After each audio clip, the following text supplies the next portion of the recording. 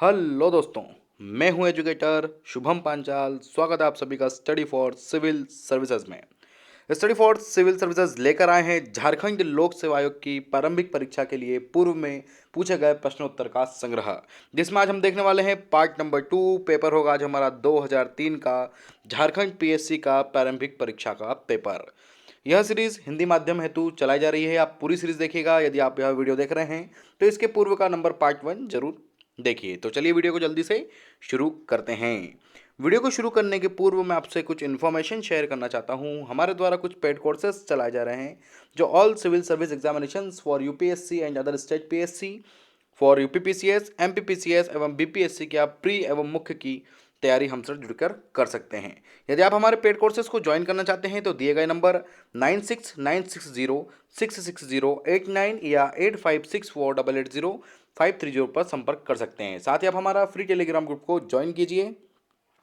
Search कीजिए study for civil services और join कीजिए हमारा फ्री टेलीग्राम ग्रुप। तो चलिए जल्दी से शुरू करते हैं 2003 का पार्ट नंबर 2। क्वेश्चन है सबसे पहले, झारखंड का सबसे ठंडा स्थान कौन सा है। आपको बताना है कि झारखंड का सबसे ठंडा स्थान कौन सा है। नेतरहाट, पारसनाथ, मसानजोर या रांची। तो आप सभी को ज्ञात होगा कि झारखंड का सबसे ठंडा स्थान है नेतरहाट। बिल्कुल सही है। यदि हम झारखंड स्टेट की बात करें तो सबसे ठंडा स्थान कौन सा है आपका, नेतरहाट है। और यहाँ के न्यूनतम तापमान की बात करें तो लगभग न्यूनतम तापमान यहाँ पर 7 डिग्री सेल्सियस तक चल जाता है। ध्यान रखिएगा, 7 डिग्री सेल्सियस तक चल जाता है। और यदि क्वेश्चन आ गया कि झारखंड का सबसे अधिक वर्षा वाला क्षेत्र कौन सा है, तो वर्षा वाला स्थान या क्षेत्र की बात करेंगे तो वो भी आपका नेतरहाट है। तो आपको ज्ञात होना चाहिए कि सबसे अधिक ठंड और सबसे अधिक वर्षा किस स्टेट में, हमारे किस प्लेस में होती है, तो वह होती है आपके नेतरहाट में। इसी के साथ साथ यदि हम वर्षा की बात करें तो लगभग 180 सेंटीमीटर बारिश आपको नेतरहाट वाले जगह में देखने को मिल जाएगी। नेक्स्ट क्वेश्चन की बात करेंगे, क्वेश्चन नंबर आपका 2। निम्नांकित में से कौन मुंडा विद्रोह का नेता था। देखिए, झारखंड के इतिहास के से संबंधित क्वेश्चन है और बिरसा मुंडा के साथ साथ जितने विद्रोह हुए हैं आप सभी को याद होना चाहिए। तो क्वेश्चन है कि निम्न में से कौन मुंडा विद्रोह का नेता था। सिद्धू कान्हू, जतरा भगत, बिरसा मुंडा या तीर्थ सिंह। तो आप बिल्कुल एक नाम सुन के ही लगा देंगे कि यार यहाँ पर क्वेश्चन है मुंडा विद्रोह का, तो बिल्कुल बिरसा मुंडा से संबंधित होगा। तो सही उत्तर क्या होगा आपका, बिरसा मुंडा। देखिए, झारखंड के इतिहास की यदि हम बात करें तो कई प्रकार के विद्रोह हमको झारखंड में देखने को मिलेंगे, परंतु बिरसा मुंडा के नेतृत्व में एक संचालित हुआ था जिसको बोलते थे मुंडा उल गुलान। ध्यान रखिएगा, मुंडा उल गुलान ये सबसे अधिक संगठित और एक स्वरूप वाला बोल सकते हैं विद्रोह था। और ये विभिन्न प्रकार के मुंडा जो उल गुलान है उसमें उसी को ही मतलब आप कह सकते हैं कि मुद्रा विद्रोह के नाम से जाना जाता है या मुंडा विद्रोह के नाम से जाना जाता है। तो क्वेश्चन अगर आ गया कि मुंडा विद्रोह का नेता कौन था, तो वह थे आपके बिरसा मुंडा। आप थोड़ी सी इसकी हिस्टोरिकल की बात कर लेते हैं। बिरसा मुंडा संबंधित या मुंडा विद्रोह से संबंधित कुछ मैं आपको डिटेल शेयर करना चाहूँगा। तो 1895, ध्यान रखिएगा 1895, 1895 में बिरसा मुंडा के नेतृत्व में मुंडा विद्रोह शुरू हुआ था। क्यों हुआ था मैं इसके बारे में आपको बताऊंगा। देखिए, इसका उद्देश्य क्या था, तो इसका उद्देश्य सीधा था कि यहाँ की राजनीतिक, धार्मिक व सामाजिक जो उद्देश्य हैं उनको चेंजेस करने के लिए मुंडा विद्रोह को लाया गया था। मतलब ये जो खूट खट्टी व्यवस्था थी या जो आश्वासन दिए जाते थे झूठे, जो अदालतों से निराशा मिलती थी, उनके खिलाफ यह लेकर आए थे। तो सीधा सा क्वेश्चन, निम्नांकित में से कौन सा मुंडा विद्रोह का नेता था। बिरसा मुंडा थे और 1895 से शुरू किया गया है। अगले क्वेश्चन की बात करेंगे, क्वेश्चन नंबर आपका 3। निम्नलिखित में से कौन पंजाब के अलावा एक और राज्य की राजधानी है। अमृतसर, गुड़गांव, करनाल या चंडीगढ़। आप सभी को ज्ञात होगा इसका राइट आंसर आपका चंडीगढ़। देखिए, यदि हम चंडीगढ़ की बात करें तो चंडीगढ़ पंजाब व हरियाणा, ध्यान रखिएगा पंजाब और हरियाणा, यहाँ पे लिख देता हूँ मैं हरियाणा। तो पंजाब और हरियाणा की संयुक्त राजधानी होने के साथ साथ चंडीगढ़ एक संघ शासित प्रदेश भी है। और ध्यान रखिएगा 1966 वाला याद होगा आपको। 1966 में पंजाब पुनर्गठन विधेयक आया गया था जिसमें पंजाब, हरियाणा और हिमाचल प्रदेश व संघ शासित प्रदेश चंडीगढ़ का गठन हुआ था। इसके बाद चंडीगढ़ को पंजाब और हरियाणा की संयुक्त राजधानी बना दिया गया था। तो क्वेश्चन था कि कौन पंजाब के अलावा एक और राज्य की राजधानी है, तो वह आपका चंडीगढ़। अगले क्वेश्चन की बात करेंगे, क्वेश्चन नंबर आपका 4। शीत सागरीय लहर कौन सी है। देखिए, लहरों पे कई बार क्वेश्चन आती है, कौन सी गर्म धारा है, कौन सी ठंडी धारा है, कौन सी शीत धारा है। तो फ्लोरिडा, क्यूरोसियो, गल्फ स्ट्रीम या क्यूराइल या ओयाशियो। तो इसका राइट आंसर है आपका क्यूराइल या ओयाशियो। देखिए क्यूराइल या ओयाशियो की बात करें तो यह है आपकी शीत धारा, ध्यान रखिएगा। यदि हम क्यूराइल या ओयाशियो की बात करें तो ये हो गई आपकी शीत धारा। यदि मैं आपको थोड़ी और धाराओं का नाम बताऊं, जैसे आपने नाम सुना होगा क्यूरोशेवियो धारा, ये एक प्रकार की गर्म जल धारा है। गल्फ स्ट्रीम, ये भी एक प्रकार की गर्म जल धारा है ना। ऐसे क्वेश्चन याद होना चाहिए। जैसे ब्राज़ील धारा एक प्रकार की गर्म जल धारा है, परंतु क्यूराइल ओयाशियो की बात करें तो यह एक शीत धारा है। तो क्वेश्चन था कि शीत सागरीय लहर कौन सी है, तो वह है आपकी ओयाशियो या क्यूराइल। अगले क्वेश्चन की ओर बढ़ते हैं। क्वेश्चन नंबर आपका 5 भारतीय संविधान से संबंधित क्वेश्चन है। राष्ट्रपति अपना त्यागपत्र किसे सौंपता है? उपराष्ट्रपति को, मुख्य न्यायाधीश को या प्रधानमंत्री को या उप लोकसभा के अध्यक्ष को? तो आप सभी को ज्ञात होगा राष्ट्रपति अपना त्यागपत्र उपराष्ट्रपति को सौंपता है। यहाँ पर राष्ट्रपति उपराष्ट्रपति को अपना त्यागपत्र सौंपेगा। यदि उपराष्ट्रपति को त्यागपत्र देना है तो उपराष्ट्रपति राष्ट्रपति को त्यागपत्र सौंपेगा। मतलब एक दूसरे को यह त्यागपत्र सौंपते हैं, फिर उसके आगे की बात की कार्रवाई आगे प्रक्रिया में रहती है। तो राष्ट्रपति अपना त्यागपत्र किसको सौंपता है? भारत का राष्ट्रपति उपराष्ट्रपति को अपना हस्ताक्षर सहित लेख, अपना पदत्याग या बोल सकते हैं जो त्यागपत्र होता है वो उपराष्ट्रपति को सौंपता है। और सूचना किसको देता है? सूचना देता है अपने लोकसभा अध्यक्ष को सूचना देता है, उसके बाद उसकी कार्रवाई होती है। तो राष्ट्रपति अपना त्यागपत्र किसे सौंपेगा? उपराष्ट्रपति को।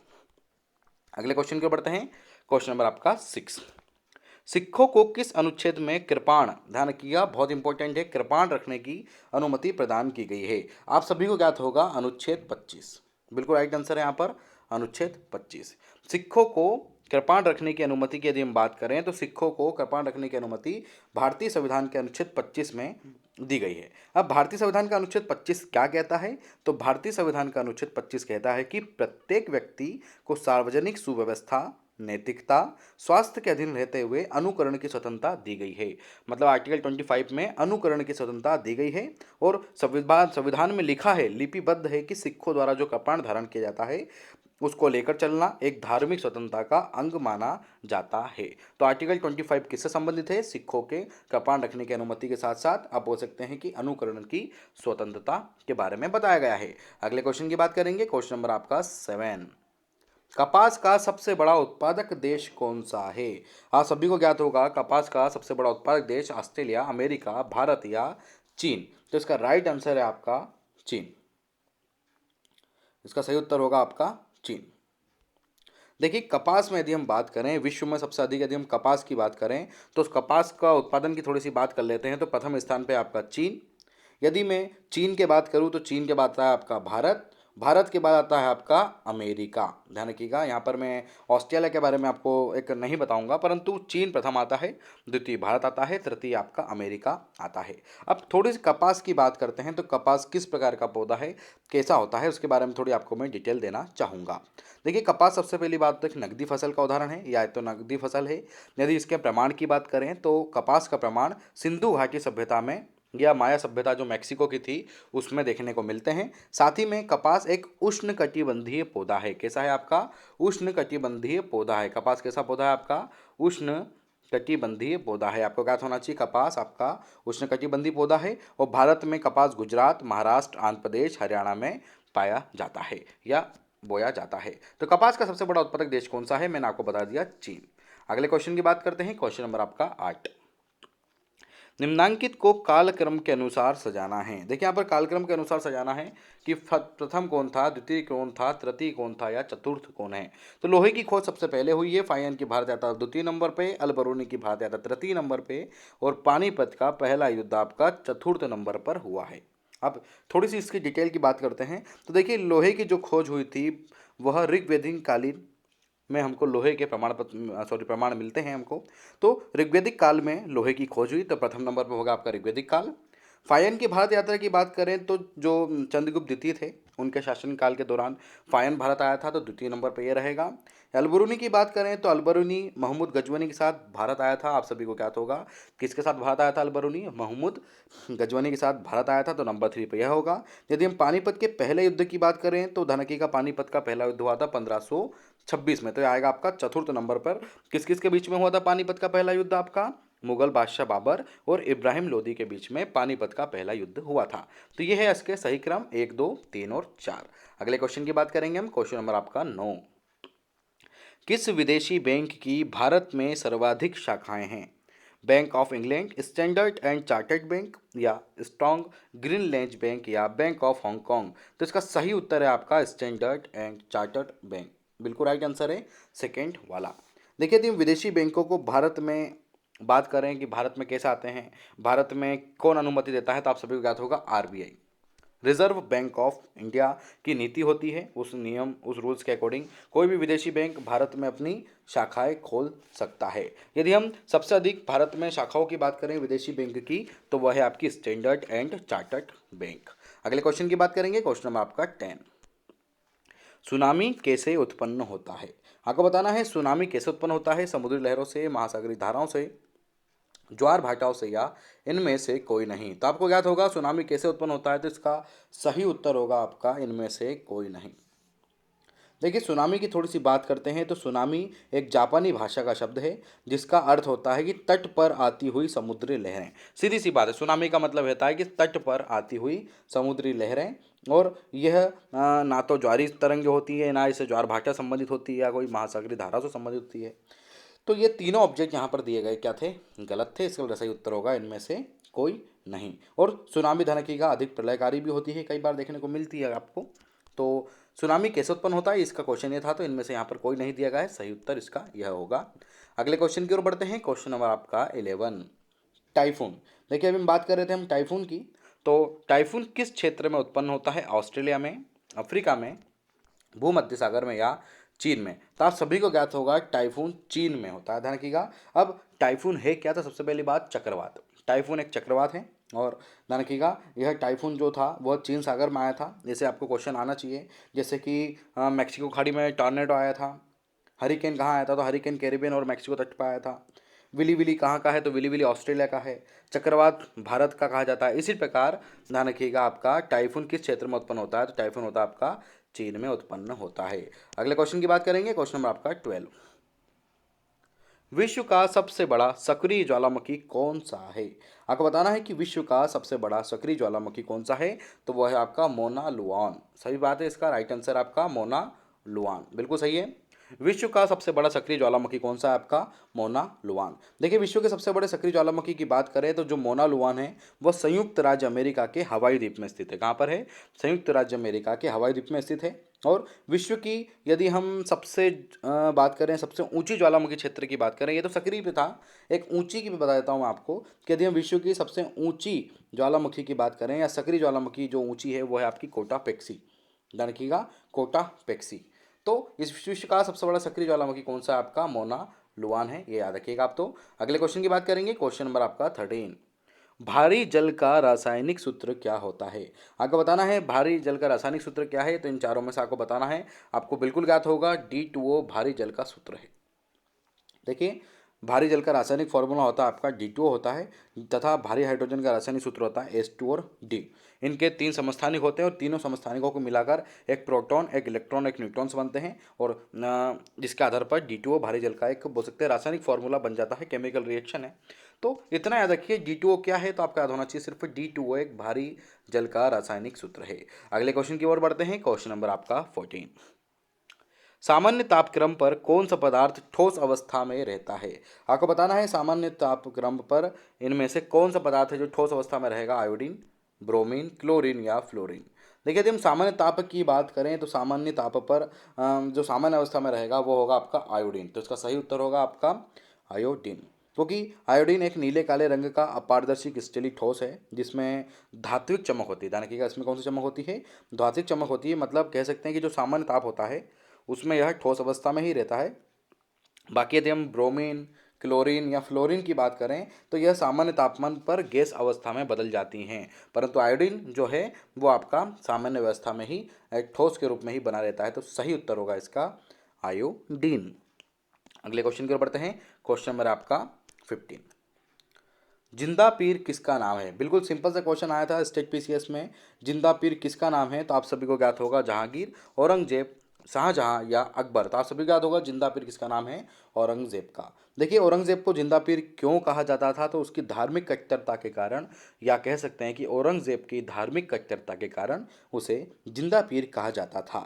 उसने क्या क्या करा धार्मिक कट्टरता कारण में, सिक्कों पर कलमा खुदवाए, विभिन्न प्रकार के नवरोजों का त्यौहार मनाया, मांग की खेती करवाई, गाना बजाने आदि पर विभिन्न प्रकार से इस पर रोक लगा दी थी। मतलब सभी चीज़ पर रोक लगा दी, सिक्कों पर कलमा खुदवाना बंद करवा दिया, नवरोजों का त्यौहार बनवाना बंद करवा दिया, मांग की खेती करना, गाने बजाना, इन सभी पर उसने रोक बोल सकते हैं रोक लगवा दी थी। और नमाज व रोजे को नियमित रूप से रखा था, और इसी के आधार पर उसे जिंदा पीर कहा जाता था। धार्मिक कट्टरता के कारण उसे जिंदा पीर कहा जाता था। अगले क्वेश्चन की बात करेंगे, क्वेश्चन नंबर आपका 16। संथाल आंदोलन का नेता कौन था। देखिए संथाल आंदोलन अभी मैंने बताया था, स्टेट पीसीएस में कई बार पूछा जाता है। तो संथाल आंदोलन का कौन नेता था, बिरसा मुंडा, सिद्धू कानू, जतरा भगत या तिरुत सिंह। तो आप सभी को ज्ञात होगा संथाल आंदोलन का जो नेता था वो था आपका सिद्धू कानू। कौन था आपका, सिद्धू कानू। अब संथाल विद्रोह को मैं अगर आपको शॉर्ट में बताना चाहूँ तो देखिए 1856 में जो राजमहल हिल के संथाल लोग हैं, उन्होंने भूमि कर अधिकारियों के हाथों जो दुर्व्यवहार हो रहा था, जो पुलिस के साथ दमन हो रहा था, जो जमींदारों एवं साहूकारों के द्वारा विभिन्न प्रकार की वसूलियाँ हो रही थी, उसके खिलाफ अपना एक रौद्र रूप या एक रोष प्रकट किया।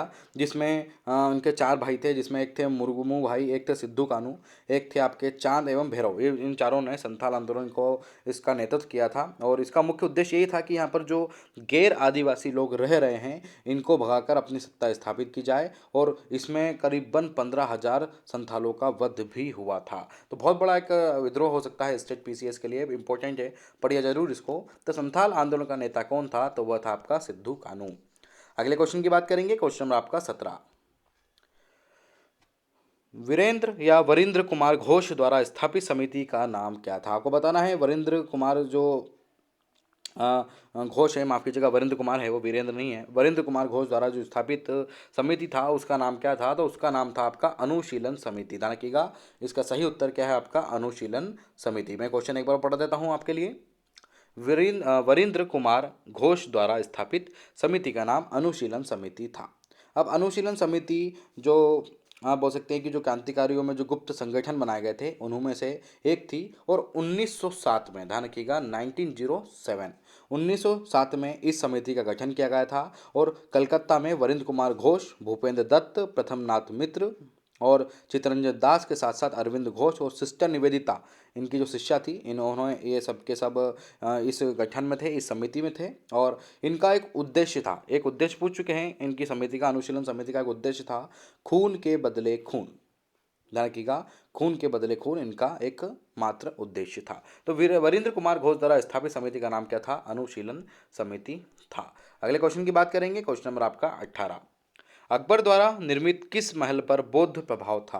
आपको बताना है कि अकबर द्वारा किस महल पर बौद्ध प्रभाव था, हवा महल पर, जल महल पर, जोधाबाई के महल पर या पंचमहल पर। तो इसका सही उत्तर है आपका पंचमहल, बिल्कुल राइट आंसर है इसका पंचमहल। अब पंचमहल की थोड़ी डिटेल की बात करते हैं। तो पंचमहल आपका कहाँ है, तो आप सभी को ज्ञात होगा कि पंचमहल आपका है फतेहपुर सीकरी में। कहाँ पर आपका, फतेहपुर सीकरी में। तो पंचमहल फतेहपुर सीकरी में स्थित है, जिसका निर्माण अकबर ने करवाया था, जिसे हम हवा महल के नाम से भी जाना जाते हैं। परंतु देखा जाए तो इसे पंचमहल ही कहा जाए मेरे हिसाब से, तो ठीक है। इसके निर्माण की जो प्रेरणा थी वो कहाँ से मिली थी, तो इसका निर्माण की जो प्रेरणा थी वो नालंदा के बौद्ध विहार से ली गई थी। तो आपको इतना याद होना चाहिए, बस सीधी सी बात है कि अकबर द्वारा निर्मित किस महल पर बौद्ध प्रभाव था, तो वह था बौद्ध प्रभाव पंचमहल पर। अगले क्वेश्चन की बात करेंगे, क्वेश्चन नंबर आपका 19। देखिए विज्ञान अधिवेशन का पूछा है, सिंपल सा क्वेश्चन था 2003 के अकॉर्डिंग कि 14 से 16 फरवरी 2003 में विज्ञान अधिवेशन कहाँ हुआ था। तो जो विश्व साइंस फेस्टिवल हुआ था वो हुआ था आपका नई दिल्ली में। इतना रखिएगा, 2003 का क्वेश्चन है, इसको रिपीट नहीं करना है, छोड़िए इस क्वेश्चन को। अगले क्वेश्चन की बात करेंगे, क्वेश्चन नंबर आपका 20। फरवरी 2003 में किस स्थान पर इतिहास में कांग्रेस का अधिवेशन हुआ था। देखिए 2003 की यदि बात की जाए तो नई दिल्ली, भोपाल, भुवनेश्वर या जयपुर। तो ये हुआ था आपका भोपाल में। देखिए इस क्वेश्चन को समझाने का मतलब मैं बताता हूँ, थोड़ा बहुत डिटेल्ड है यह। देखिए जो 28 दिसंबर 2001 को जो भोपाल में भारतीय इतिहास कांग्रेस का जो 62वां अधिवेशन हुआ था, उसके ऊपर यह क्वेश्चन पूछा गया था।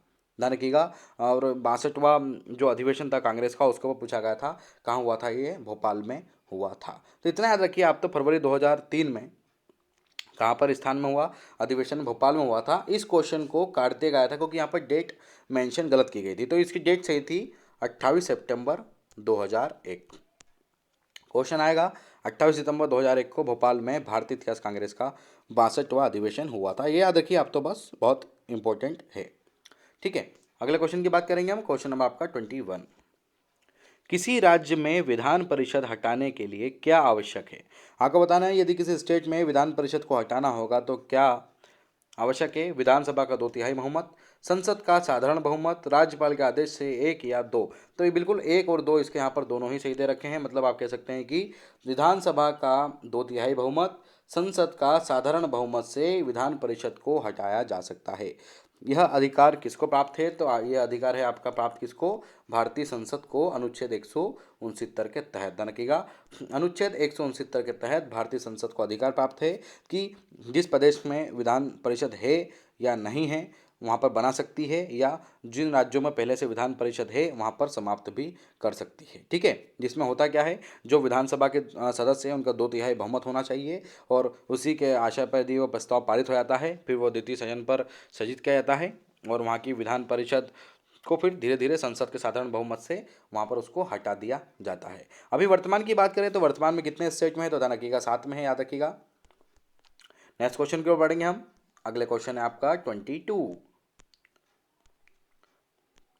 माफ कीजिएगा, उपराष्ट्रपति का निर्वाचन किसके द्वारा होता है? आपको बताना है कि उपराष्ट्रपति का निर्वाचन किसके द्वारा होता है। लोकसभा के सभी सदस्य द्वारा, प्रत्यक्ष रूप से जनता द्वारा, राज्यसभा के सभी सदस्य द्वारा, या एक या तीन। तो देखिए, यदि हम बात करें उपराष्ट्रपति के निर्वाचन की, तो आप सभी को ज्ञात होगा भारतीय संविधान के अनुच्छेद 66 के 1 में दे रखा है यहाँ पर कि भारतीय संविधान के अनुच्छेद 66 के 1 में दे रखा है कि जो भारत का उपराष्ट्रपति होगा उसका चयन एक निर्वाचन मंडल द्वारा किया जाता है। ध्यान रखिएगा, किसके द्वारा किया जाता है? निर्वाचन मंडल के द्वारा किया जाता है। तो पहला और तीसरा यहाँ पर दोनों ही सदस्य उसमें भाग लेते हैं।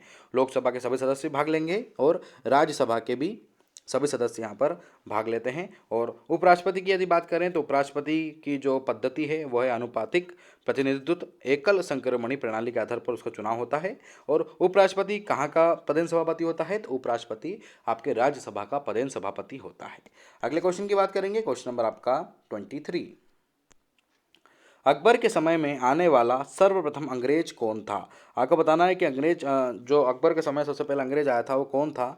तो वो था आपका Ralph Fitch, William Hawkins, Sir Thomas Roe, या इनमें से कोई नहीं। तो आप सभी को ज्ञात होगा कि अकबर के समय में जो सबसे पहला अंग्रेज आया था वह था आपका रॉल्फ फिच। देखिए कौन था आपका अंग्रेज? Ralph Fitch. देखिए 1588 में ये अंग्रेज के दरबार में अंग्रेज व्यक्ति रॉल्फ फिच आया था। कब आया था? 1588 में। सन याद रखिएगा, 1588 में आया था। और इन्होंने बताया था कि जो आगरा और फतेहपुर है, सिकरी है, ये लंदन से भी बड़ा है। ध्यान रखिएगा, इन दोनों शहरों को यदि बताया जाए तो लंदन से बड़ा और भव्य बताया था। और इन्होंने इनको ही 1608 में जहांगीर से अजमेर में मिलाया और बादशाह जहांगीर ने इन्हें खान की उपाधि भी दी थी। तो रॉल्फ फिच, ध्यान रखिएगा, अकबर के समय में आने वाला प्रथम अंग्रेज था 1588 में। अगले क्वेश्चन की बात करेंगे, क्वेश्चन नंबर आपका 24। संविधान में वर्तमान में कुल कितने अनुच्छेद व अनुसूचियां हैं? आप सभी को ज्ञात होगा कितने अनुच्छेद और कितनी अनुसूचियां हैं। तो बिल्कुल इसमें देख लेते हैं। राइट आंसर है मेरे हिसाब से यहाँ पर पहला वाला 448 हो गई। यहाँ ध्यान रखिएगा, उस समय यह 444 बताया गया था, उस समय गलत था, परंतु अब यह 448।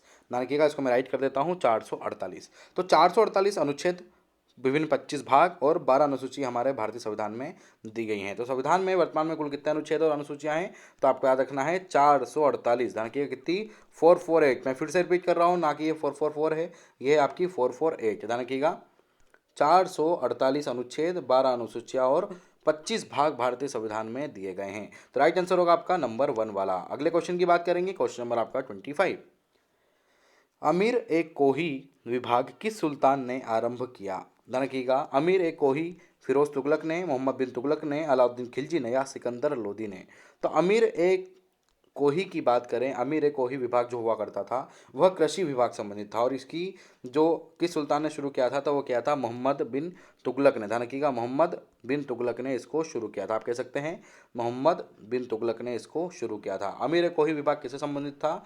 तो अमीर ए जो कोही विभाग है वह कृषि विभाग से संबंधित था, जिसमें कृषि विभाग के तहत भूमि का विस्तार करना, मालगुजारी व्यवस्था को सुदृढ़ करना और विभिन्न प्रकार के जो कार्य थे उनको निर्धारित किए गए थे और यह चीज़ मोहम्मद बिन तुगलक ने शुरू की थी, आमिर ए कोही विभाग। अगले क्वेश्चन की बात करेंगे, क्वेश्चन नंबर आपका 26।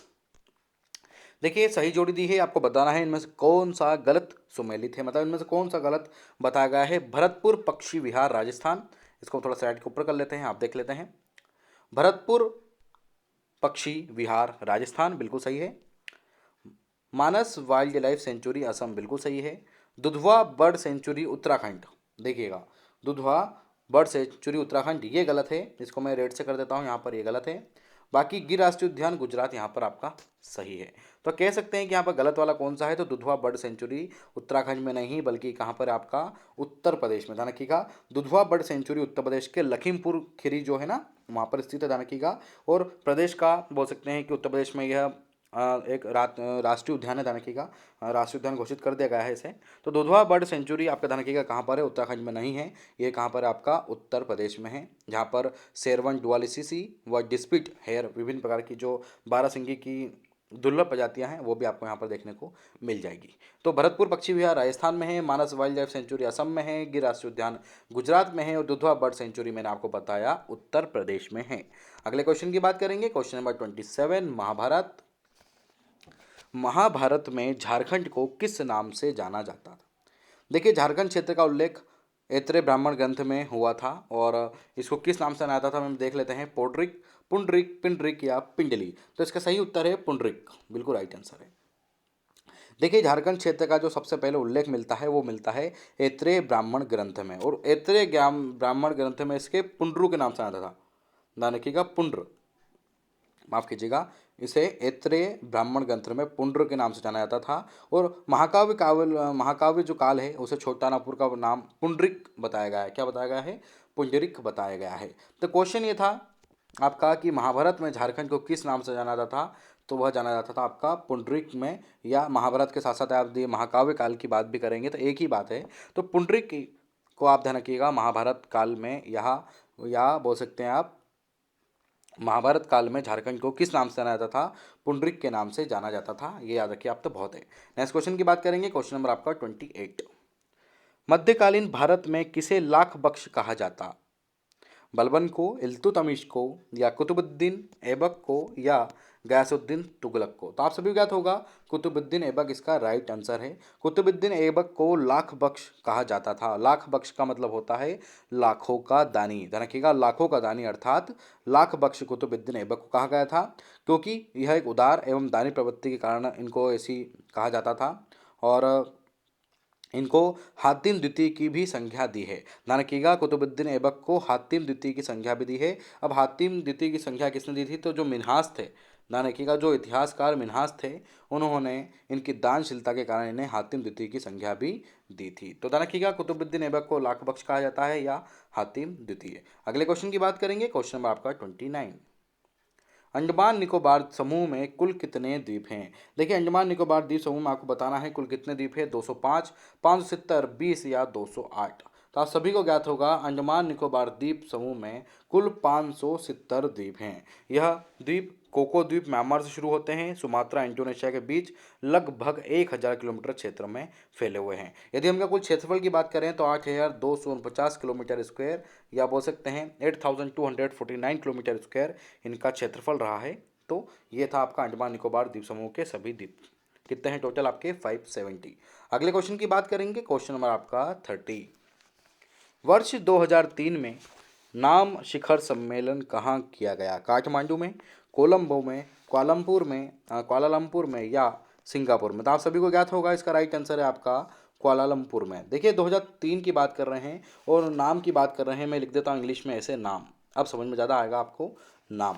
देखिए जो नाम था वह 13वां शिखर सम्मेलन था, जो कि मलेशिया की जो राजधानी है कुआलालंपुर उसमें आयोजित किया गया था, ध्यान रखिएगा। जिसमें 120 सदस्य इसमें अ, शामिल हुए थे, जो कि आतंकवाद, वैश्विक अर्थव्यवस्था के रूप में यहाँ पर विभिन्न मतलब विभिन्न प्रकार की विशेष रूप से चर्चा हुई थी, और ये यहाँ पर इस चीज़ को दर्शाता है। तो 2003 में जो नाम शिखर सम्मेलन कहाँ हुआ था, कुआलालंपुर में हुआ था। 120 सदस्य यहाँ पर शामिल हुए थे, और इसका जो मुख्य था वह था आतंकवाद और वैश्विक अर्थव्यवस्था पर जोर। अगले क्वेश्चन की बात करेंगे, क्वेश्चन नंबर आपका 31। देखिए 2002 का सार्क शिखर सम्मेलन पूछा गया है कि 2002 का सार्क शिखर सम्मेलन कहाँ पर हुआ था, तो आप सभी को ज्ञात होगा नेपाल की राजधानी काठमांडू में हुआ था। 2002 का है ये सार्क शिखर सम्मेलन, छोड़ दीजिए इसको आप। 2002 का सार्क शिखर सम्मेलन काठमांडू में हुआ था। अगले क्वेश्चन की हम बात करेंगे, बहुत इंपॉर्टेंट क्वेश्चन माना जा सकता है कि लोकसभा में झारखंड की सीटें कितनी प्राप्त हैं। आपको बताना है कि लोकसभा में झारखंड की सीट कितनी है, 14, 16, 18 या 20। तो आप सभी को ज्ञात होगा कि झारखंड में लोकसभा की सीटें कितनी हैं, आपकी 14 है। ध्यान रखिएगा, लोकसभा की सीट कितनी है, आपकी 14 है। यदि हम लोकसभा के साथ साथ यदि राज्यसभा की देख लें तो राज्यसभा की हैं आपकी 6, और यदि हम वहाँ की विधानसभा की बात करें तो विधानसभा की सीटें हैं आपकी 81। तो ध्यान रखिएगा, विधानसभा की सीट हो गई 81, राज्यसभा की सीट हो गई आपकी 6, और लोकसभा की सीट हो गई आपकी 14। तो लोकसभा में झारखंड की सीट कितनी है, 14 लोकसभा की सीटें हैं, 6 राज्यसभा की सीटें हैं, और 81 आपकी विधानसभा की सीट हैं। और एक सदस्य यहाँ पर कौन मनोनीत करता है, राज्य का राज्यपाल एक सदस्य मनोनीत करता है। अगले क्वेश्चन की ओर बढ़ते हैं। अगला क्वेश्चन आपका साइंस से संबंधित है। पुष्पों का अध्ययन करने वाले विज्ञान को क्या कहा जाता है। देखिए जिसको पुष्पों का अध्ययन किया था उस विज्ञान का कहता है केकोलॉजी, एंथोलॉजी, क्लोरोलॉजी या टेक्सोनॉमी।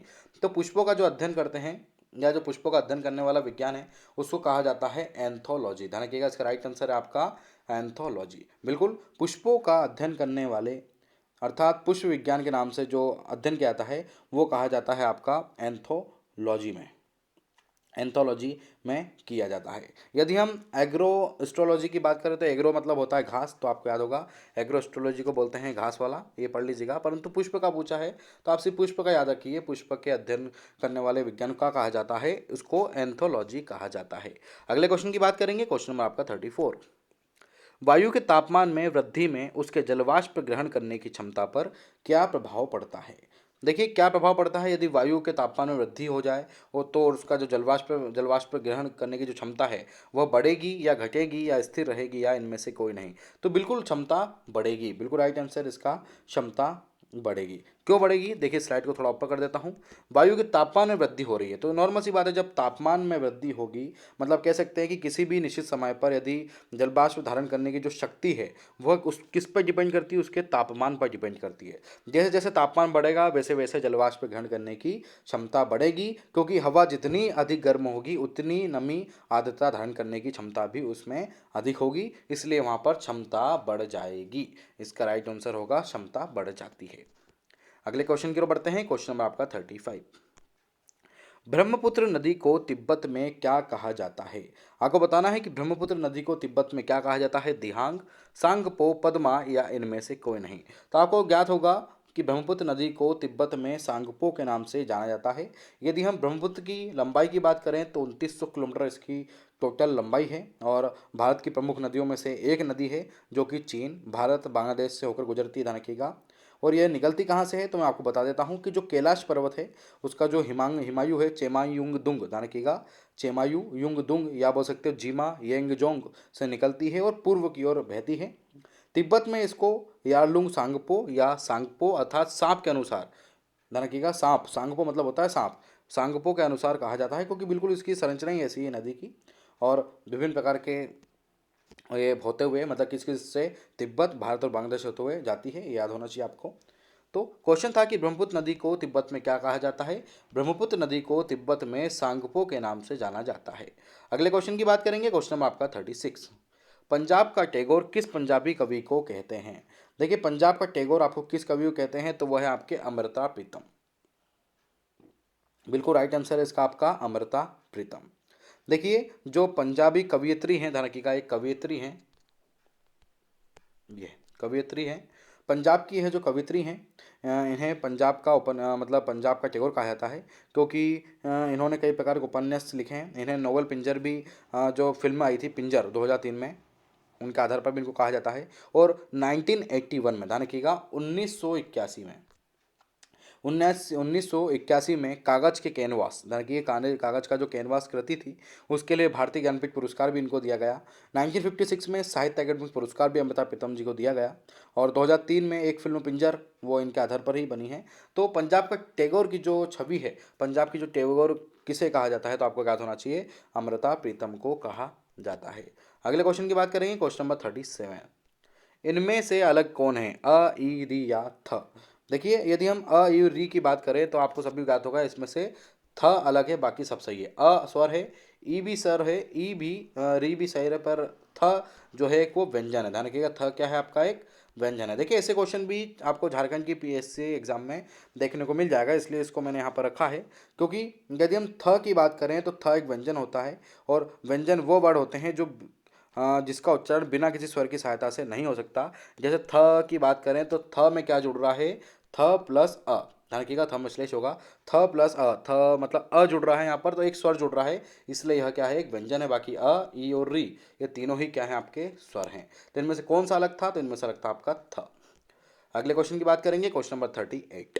भारतीय संविधान में समवर्ती सूची कहाँ से ली गई है, आपको ज्ञात होना चाहिए। समवर्ती सूची कहाँ से ली गई है, तो वह ली गई है आपकी ऑस्ट्रेलिया से। ध्यान रखिएगा, समवर्ती सूची कहाँ से ली है, हमने ऑस्ट्रेलिया से ली है। कुछ और मैं आपको बता देता हूँ, अन्य जानकारी भी ले लीजिए आप इसको। यदि हम मौलिक कर्तव्य की बात करें तो मौलिक कर्तव्य हमने लिए हैं पूर्व सोवियत संघ अर्थात रूस से। समवर्ती सूची ऑस्ट्रेलिया बता ही चुका हूँ मैं आपको। संघात्मक व्यवस्था की बात करें तो संघात्मक व्यवस्था ली हमने कनाडा से। ध्यान रखिए कहाँ से ली हमने, कनाडा से ली है। यदि हम आयरलैंड की बात करें तो आयरलैंड से हमने लिए हैं राज्य के नीति निर्देशक तत्व। राज्यसभा में जो मनोनयन होता है, राष्ट्रपति के निर्वाचन में जो निर्वाचक मंडल की व्यवस्था है, वो सभी चीज़ हमने आयरलैंड से ली गई है। तो ये याद होना चाहिए आपको, किस देश से हमने क्या लिया है, बहुत इंपॉर्टेंट है, ऐसे क्वेश्चन आ जाते हैं। तो समवर्ती सूची हमने कहाँ से ली है, ऑस्ट्रेलिया से ली है। अगले क्वेश्चन की बात करेंगे, क्वेश्चन नंबर आपका 39।